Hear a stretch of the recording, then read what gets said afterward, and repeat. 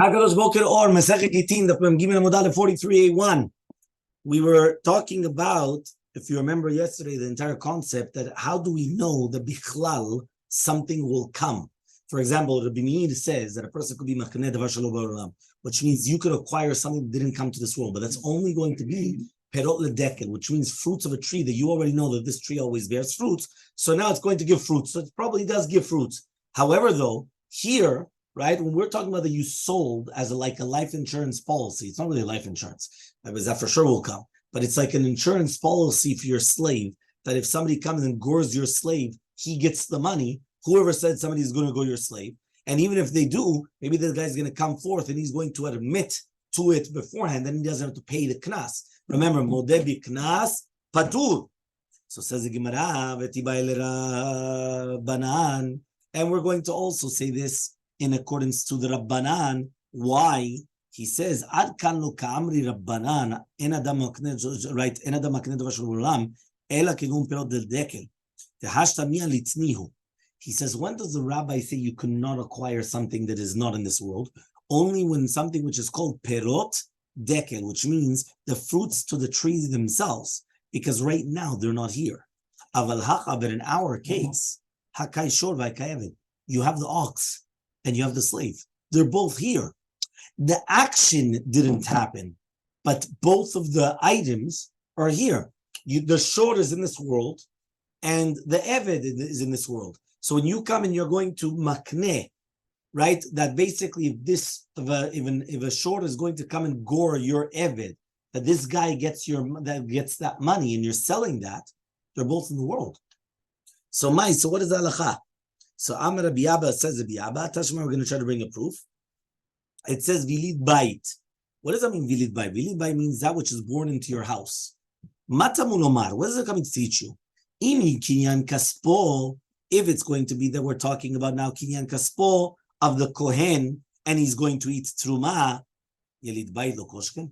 If you buy a slave, does he eat truma? Yes. Why? Because it's kinyan kaspo. He's your money. So your money is allowed to eat truma. So then kol sheken, then if the slave is born in your house, that he's going to eat truma, saying it's a kol sheken. It's obvious. Why wouldn't he? So says the Gemara, 1 second. Ilu ken, if you're going to tell me this, hayiti omer, I would say, ma kinyan kesef sheish bo shaveh kesef ochel. When you have kinyan kesef, which is shaveh kesef, he's going to eat. Afilit bait sheish lo shaveh kesef, right, is going to be ochel. Uminayim, but maybe if he's not shaveh anything, right? Let's say he's a mukashchin, right? Let's say he's a slave that he was born with the defects, and therefore he can't really even serve you. Is he allowed to come and eat truma? Tamulumar comes teach you yeli bait mikol makom. Any time that he was born into your house, he's allowed to eat, even if he can't really serve you. So imagine you have a slave that he can't serve you, but he could still eat, and the reason why is because he was born in your house. Usually a slave would have to be fitting for work, and then he could eat because kilu he's on your table. You understand? So he's on your table, he's allowed to work. But here we don't say that. So he's a guest, basically. Well, a guest cannot eat. And I'm still gonna say, Yelid bait, ben sheish bo shaveh kesef, ben shaveh. Yelid bait is whether he's worth money or he's not. He's gonna eat. Kinyan kesef, yesh bo shaveh kesef ochel, ve'em shaveh kesef. But to do with a slave, only if he's worth money does he eat. If he's not worth money, no. Kinyan kaspo v'yelid bait. What does that mean? Just like a yelid bait of b'shein shaveh klum, so to kinyan kaspo b'shein shaveh klum ochel. Which means that let's say you bought this slave, and all of a sudden he can't work anymore. He became how do you call it, handicapped? He can't work. Can he eat? He's not shaveh kesef anymore. When is he can eat? It's truma. Truma, yes. So it's only a house of a kohen. Yeah, 100%. Because we're speaking about the concept of a kohen. Can he eat truma or not? No. So the answer is yes. Why? Because we made a juxtaposition to yelid bait. That just like the yelid bait, right? Where are you? One more time. The yelid bait. We just said, right? He says, "Ma yelid bait af al pi she'eno shaveh klum ochel, af kinyan kaspo vi she'eno shaveh klum ochel." You're allowed to eat it. Okay. Where are you? You're further. We went further ahead. Vadayin ani omer. Okay. Now he says, "Ve'isal kadaitach." Now, if you're going to tell me Eved shemecharor rabo liknas machur. That an Eved that is going to be sold for, his master is going to sell him for a knas. He's going to be coming, and he's going to be, right, we're by the little bet. You see it? The little tiny bet on top of the letter. The first word on the line, my lead bite. Av bishenu ochel, av kinin katzbo, bishenu shovek ochel. V'yisad, now if you're going to tell me that an Eved shemecharor rabo liknas machur is going to be sold, mi ka'avda de lo mizdaben leknasa? Is there an Eved that's not fitting to be sold, even to do with knas? I'm saying at the end of the day, you could still sell it for a knas, but maybe be'emet, so it doesn't exist that he's not worth anything. You just told me now that this Eved is worthless. He's not shaveh kesef. So 1 second, if a shor comes and he gores him, you don't get money? So he is valuable. He has a value. It's like, for example, you're going to tell me, what is this person's net worth? If he's got an insurance company on him, then no matter what, not only just life insurance, but no matter what, he's going to get money. So he does have some value. Don't tell me that he's worthless. So says the Gemara, yes, ika eved terefa. If you have an eved, which is a terefa, right, which means that he's got a mum that is going to kill him anyway, so therefore the eved does not get the knas. Meaning like this, if you have an ox that comes and gores a person, that anyway he was going to die. It could be maybe he was going to die in another week, or maybe in another month. But it was how do you call it? It was terminal illness. That means you already know, gaman. There's nothing more to do with this person. So therefore, at the end of the day, he doesn't have to pay the knas. Yeah? It could be, it's not that it's not considered killing. Remember, if somebody comes and murders this person, yes. But mitzad the knas only goes to a regular eved, not to an eved that's for sure going to die. So says the Gemara, okay, fine. Right? Varechazi lemeikam kameh. But 1 second, even if he's a terefa, as long as he's alive, he's still able to serve his master. So even if it's going to be for another month, he's able to serve his master for another month. Why is there no knas?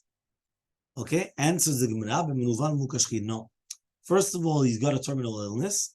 And number two, he's also menuval mukashkin, which means that because of the situation of how he is, he cannot serve at all. So he cannot serve the master, plus he's going to die.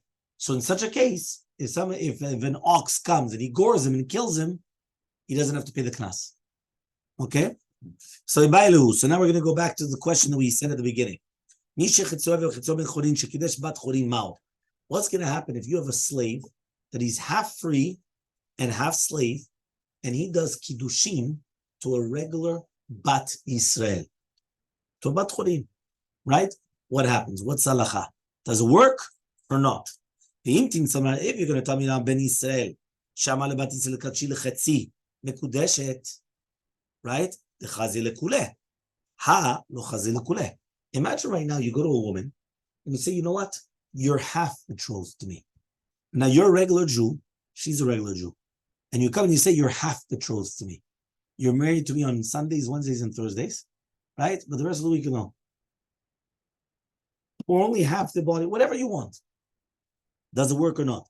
So he says, 1 second, here, technically speaking, right, she is Mekudeshet. Why?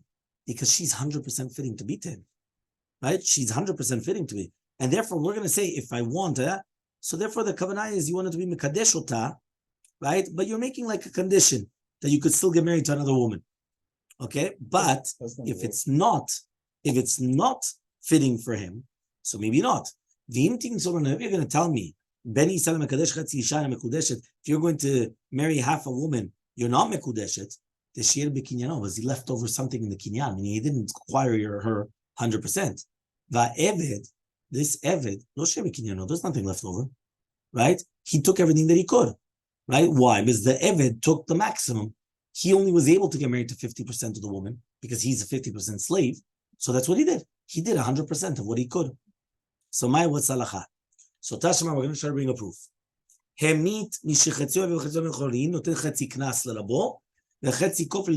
you remember, we already mentioned this. If somebody comes and their ox kills an eved, so he has to give chetzi kofer. Kofer was like the insurance, right? Because he just killed someone, the value of the person, half of it to the master and half of it to the inheritors. To his inheritors. Okay? If you're going to tell me that it's not a good marriage, how does he have inheritors? How does this person have inheritors. So it had to be that he had to have some type of a kiddushin, and then he had children, and that's how he has inheritors. So Amar Rav Barava says no. Kishasau terefa. Right? What happened is that really be'emet, maybe we're talking about that he made him into a terefa, and therefore it's like ki'ilu that he killed him. Therefore he has to pay kofir. Umay yorshav. So what does it mean yorshav? It doesn't mean that he has actually got married and has children. It means himself. Right? They went and they gored him. And now he becomes a terefa. So they have to pay them out because he's going to die within another week, month, 5 months. He's going to die within the year. It's called the terefa. Terefa means that they die within the year. So now what happens is that even though we said, right, yorshav, it doesn't mean yorshav. It means himself. Right? I think he needs, it's very hot. I don't think so. Yeah? Amar Rava. I think he's listening. Yeah. Yeah. So he comes and he says, right? Amar Rava. Rava comes and he says, there's two answers to this. Right? Chada, number one, the Yorshav Ktani. We're talking about the Yorshim. Yeah? And number two, right? Furthermore, Koferu. It's Kofer. Amar Shakish says, Shakish, Kofer and Mishtalim Nachamita. That means according to Shtat Shakish, a person will never pay Kofer until after death. Which means even if you're going to tell me that he has to pay the Kofer because he made him into a Terefa, until the guy doesn't die, he doesn't pay him. So if that happens, so then what are you talking about now? That no, that it's really for himself and this. No. Ela Marava, but rather Rava says, Ra'ui litol ve'enlo. He's fitting to take the kofer for the death, but he doesn't have the kofer because he didn't die yet. So therefore the Yoshim he doesn't get, and therefore the Balashor, he keeps the kofer, right? Meaning the owner of the ox keeps it. He was lucky, he got off the hook because his ox killed somebody that anyway the money would go, and there's nobody left. So therefore he keeps it. So Amar Rava says, just like if you're going to consecrate, you're going to marry half a woman, she's not married. So too, same thing if you have a woman that she's chetzi bat chorin and chetzi shivcha, she's not married if you get married to her. So that is Rabbi Ravuna says Rabbi Ravuna, keshem shamakdish chetzi shana mekudeshet, kach chetzi shivcha mekudeshet. So Amar lei. So it's another mura also, the Amura that says this. Amar le Rav Chasta says Rav Chasta midami. Can you compare both cases? Hatam over there, shier b'kinyano. You left over something in the kinyan. Hacha in our case, no shier b'kinyano. You didn't leave anything left over in the kinyan. So ahadarukim Rabbi Baravuna amorale. Then he put an amora on himself. The darash and he said, "V'machshela hazot tachat yadecha." What does that mean? En adam umed al divrei Torah elem ken nichshal b'hem. This is a very important halacha. Many times you will not gain from something until you make a mistake. Do you know there was a very famous person, right? I say famous just because I say it, but it's really, there was a person that he went and he made a mistake. And it cost the company a fortune. What happened was that they went and were trying to get a government contract. And the person's, their bid, right, was much lower than all the other ones. So the government, when they said, you know what, this is the lowest price, let's take it. They took them. And all of a sudden, right, when they won the deal, right, the owner of the company went to the owner of the company. They said, by the way, you should know, we took you because your price was much lower than anybody else's. So we for sure took you. And it stopped. And he said, 1 second. Why is our price so much lower? Meaning, if you see something with just a difference in price, there's a problem here. It has to be like, there's something wrong. It's either that maybe we're not selling the same item, maybe, but it doesn't make sense. So the owner went and he did the calculation and he realized that the worker that prepared everything, that was somebody working for 10 years or whatever it is, or whatever amount of time, he made a big mistake. And it cost the company, I think it was like $1 million or something like that. He called in the worker and he started telling him. And the worker turned green, yellow, white, red, every color that you want. Because basically, you know, he cost the company a lot of money. So he comes and he said to the boss, okay, again, I apologize. And I thank you so much for everything that you've done for me. And I really thank you. So he says, okay, So he says, so I don't understand. You're not firing me? So then he looked at him and he said, of course not. He's like, well, why not? I just cost the company $1 million. He says, because now that you made the mistake, I know you're never going to repeat it again. Samtalef. The guy was so heartbroken that he was never going to repeat the mistake again. That employee continued for another, I don't know how many years. Same thing. Never. Why? When you're going on autopilot, right? So many times you don't even realize the mistake. But if you fall, you learn from the mistake. So therefore, you won't do it again. You understand? And that's what happens. Many times, I will remember, what's the halacha? This. How do you remember it? Because it once happened, and we made the mistake. Or it once happened, and this is what happened. Things like that. Right? Because it actually came to your hand. It was something l'ma'aseh. Okay? So even though they said if you're going to be mekadesh chetzi isha mekudeshet, it is good. It's a good marriage to a woman that she's half of shivcha and half of bat chorin. My time, what's the reasoning? There you left over a part of it. Here you didn't, which means like this. If you remember, we kept on mentioning the same yisod. When this woman is a half shivcha and half bat chorin, you got married to the 100% that you were able to. You weren't able to get married to the 100%, but she's half a shivcha. But to the 50% that she's bat chorin, you got married to the 100% of that. You didn't leave over anything. When you come to a woman that she's 100% free, and you only got married to 50%, you left over 50%. So you only did it 50%. But when you came to this chetzi shivcha, chetzi bat chorin, you got married to her, you got married to the 100% of what you were able to, which is the 50% of the case. But even when you get 50% of a woman. Now, if somebody's going to tell you, what is a shivcha charufa? This is a woman that she's half a shivcha and half free, that she's engaged to an eved ivri, and therefore she's called a shivcha charufa, which means she's designated to somebody. Alma, so you see from here, batitrusei, that kiddushin or tosim in half of her. And Mollo, you're going to tell him, go to Rabbi Shmuel, shehu omer, that he says, we're talking about a shivcha kenanit, which is married to an eved ivri. Shivcha kenanit, batitrusei, he says, 1 second, but can you do irusim to a shivcha kenanit? Elamai lechalem, what are you going to tell me? When it says meureset, it means miyuchedet, it's designated for him. Hachanami, so to hear what does it mean meureset, it means it's miyuchedet, it's designated to him, but it's not mamash kiddushin. So Amar Rav Chasta says, Chetzia Shimcha v'Chetzia Bat Chodesh nitkacha leReuven, ונשתחררה וחזרה וקדשה לשמעון, ומתו שניהם מתייבם ללוי. Wow. Listen to this, just what happened. You have a woman that she's half shivcha, half bat chorin. She got married to Reuven.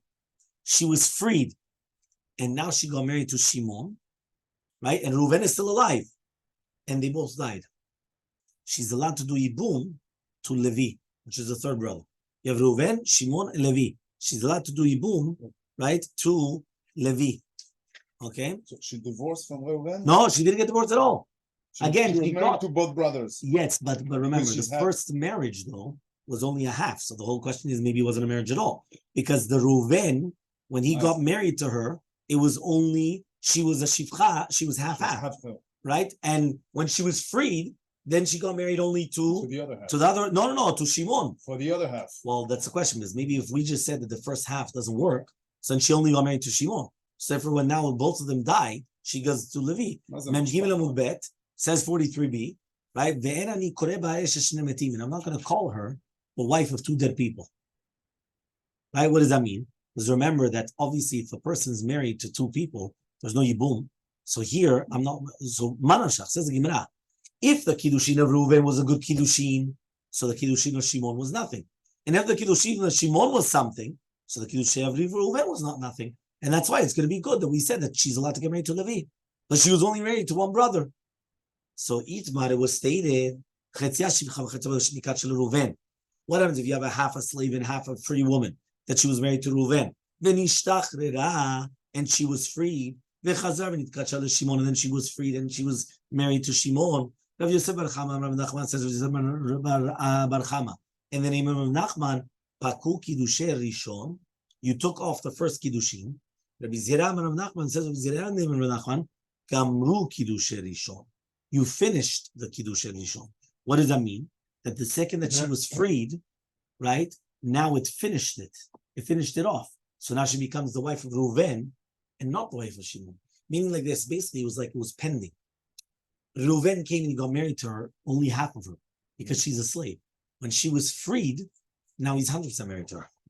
Because now, Ki'ilu, that it was like pending, meaning that it's just waiting until it's freed. The second that it's freed, he already got it, right? So Amar Rabbi Zera, says Rabbi Zera, it's more logical like me, because it says in the Pasuk, they're not going to die because she wasn't freed. What does that mean?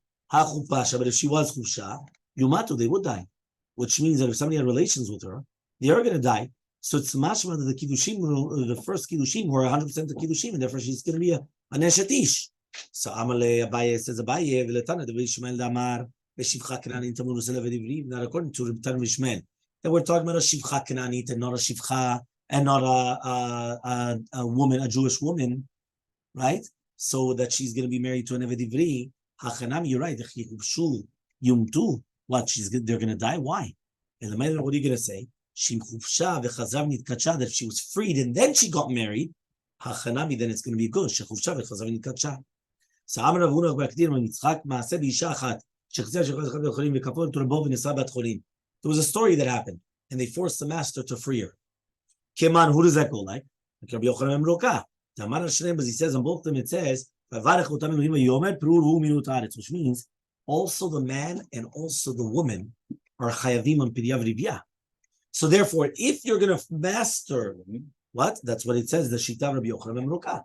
Rabbi Yochanan Broka says the man and the woman are commanded to have children. So if the woman is also commanded to have children, we force the master to get rid of, to free her in order that she could have children. Says the Gemara, no.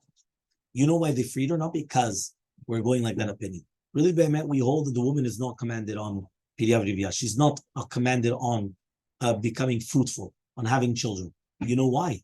They were being noheg b'minhag hefker. When the rabbi saw that that since she wasn't able to get married to anybody, she was basically sleeping around. So they went and they said, you know what? We don't want this. So they forced the master to free her completely so she could get married to a regular Jew, in order that she's not becoming one of these women that are, going around and doing all these problems for everybody. Okay? Fine. Mishnah. On Memgimel Amubet, the Mishnah, 43b. If you're going to sell your slave to a non-Jew or to Chutzaretz, to a Jew, but it's somebody that's living in Chutzaretz, Yatsa ben Chorim. He goes out to Ben Chorim, he goes out free. So basically, it's like two different knasot that the rabbis gave. One, if you sell it to a goy. Number two, if you sold them to chutzaretz. Okay? So here he says, without the knas, if the eved just ran to them, he would have to come back to the Jew. Okay? But this is what the knas was. So says the Gemara, if you're going to sell your slave to another you go to free. So you get shichrur. You need to get shichrur from the first. Right? You need a freedom letter from the first master. Amar Bishop Gamliel says Gamliel. When we're talking about if he didn't write a document, but if he wrote a document, the document is his free letter, is his freedom letter. What does we know? That he says, basically, he has to write down to the slave that if you run away from your master, I have nothing to do with you. Meaning, if not, if he's going to run away from his master, I could still take him. He's mine. So no. The second, you're not mine anymore. So if you run away from your second master, you're a free man, scot-free, because you have nothing to do with me. That's what he's saying. So Tana Rabbanan, we learned to the right, Lava alav mi'oved kochavim, kevan shasa lo oved kochavim mimuso, yatsa lecherut. Imagine right now you borrowed money from the goy, and you use your slave as a collateral. Okay? Well, the second that the goy comes and he did something to show that he's the master, the eved goes out free. Mani muso, what does it mean? Amravuna bar Yuda nashke. Right? It's like a chotem. It's like something that they come and they put it on his neck. It's like some type of like a seal or something that they put on it to show that he's a slave. So the second that they do that, that's it. He goes out free. So Matav Rav Shesha comes and he asks, 1 second. Harisin v'achachilo v'ariseh b'tei avot v'ovekavim shemeshken sadeu liYisrael. Aval v'shasaro limusov. Torah mina maaseh. Says, imagine right now you've got an aris. Remember, an aris is somebody that works in your field, but his salary is the fruits. So sometimes it could be a third of the fruits, a half of the fruits, a quarter of the fruits, but it's not a salary. It's a salary is the fruits. That's called an aris. Chakirut is that you're coming and you're taking, right, a fixed amount every single year of the field. Yeah. So for example, it's like a rent, but it's a fixed amount of the fruits. Okay. Ariseh b'tei avot. Ariseh of the fathers, right? With that he was mashken sadeu liYisrael, means he gave it to the Israel for a chov. Afal pishat, that means even though, right, the Vet Kochvim came to the Israel, the nimus, in a sadeh, Torah, you don't have to give a maaseh. You're going to tell me now, Nashke, that you put this seal, and that's considered that he's yours. Sadeh, can you put that on a field? You could do that to a slave. You can't do that to a field. Yeah, so how does it work exactly? So he says, but rather Rav Shesha says, Kashya zman azman. You're right. It's a question, time and time. What does it mean, time and time? There's a contradiction to do with kviyut zman. The first Braita was talking about that when you come and you put a time, when is it going to start the ba'alut of the Eved? It's kilu, you sold them. The second Braita was that even if you did put a zman, it's not considered, right, this field of the Israel. So he says, look, Ashas on a question. It all depends if the time came. Meaning, if I still have another month left to pay it back, the slave is not yours, or the field is not yours. But if it's already the time that came, so now it becomes yours already. There's nothing else what to do. Okay? Ella Eved. The mata zimne, that it already came the time that now the ownership transfers to the goy. That's what you need to say. Why? That's 100% a sale then. Meaning, you came and you borrow money from the goy. And you tell the goy, listen, if I'm not going to pay you back, this Eved is yours. If a time came and I wasn't able to pay back, so what happens? The Eved becomes him. That's a sale. I just sold my slave. And that's why the money, I don't have to pay back anymore. I just sold my slave. That's all that it is. So, really bemet, it didn't come the time. It's not a question. Hale gufa, hale peida. What does that mean? One is talking about the gufa Eved, that if he doesn't actually pay it back on time, he has to, the entire body of the slave belongs now to the Oved Kochavim, to the Goy. Okay? And therefore it's considered like, even from now, he already sold him. And therefore there's a knas. And the other one, which is a Braita, is talking about to do the field, perot. Perot just means you get the fruits. But when you finish eating the fruits of the field, it comes back to me because the body of the field belongs to me. And therefore there's going to be a big difference. Which means there's a concept of the rent, and then there's a concept of ownership. Rent could be yours, but ownership is mine. When I finish paying off that rent, it comes back to me. You understand? It's the exact opposite of what it is of nowadays. For example, let's say there's a lien on the house. What does the bank do? The bank does foreclosure, whatever it is, and it becomes 100% theirs. What should really the bank do? But they don't want to do that. But what should they really do? Just take over the house, rent it. When the rent is finished, the house belongs to you again. Why? Because the body of the house belongs to you. You just owe the money on it. Fine. So the bank takes it. That money, they take it until they pay off their debt. But the body of the house should really belong to you. They don't do that nowadays. Either that or if they sell it and just give you the part that you actually paid off. I mean, what's the different ways of doing it? Yeah, that also technically they could do. Just take back what's theirs and give you the difference. And give you the difference. Yeah, they could also do that. That wouldn't be fair. They were just taking the rents. Why not?